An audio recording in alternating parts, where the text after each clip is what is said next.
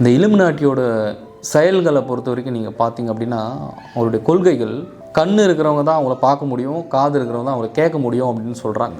ஏன் தெரியுமா?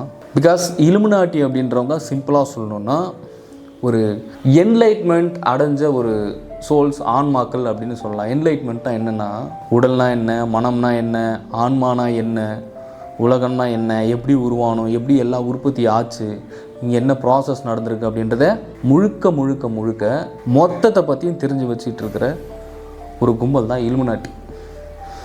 இன்றைக்கி உலகத்தில் இருக்கிற எல்லா மக்களும் நம்ம ஏதோ ஒரு விஷயம், ஏதோ ஒரு பாசிட்டிவ் எனர்ஜி இல்லை நல்ல எண்ண அலைகள், ஃப்ரீக்குவன்சி அப்படியே வாழ்க்கையை நகர்த்திட்டு போகுது அப்படின்னா அதுக்கு முக்கிய காரணம் யார் அப்படின்னா சித்தர்கள் தான் காரணம். தன்னுடைய சமாதிக்குள்ளே இருக்கிற ஒவ்வொரு சித்தர்களுமே அவர்கள் செய்யக்கூடிய கடுமையான தவமும் கடுமையான பயிற்சியும் தான் இந்த மாதிரி சாத்தான்கள் கிட்டேருந்து உங்களை தக்க வச்சு உங்களை காப்பாற்றிக்கிட்டு இருக்குது.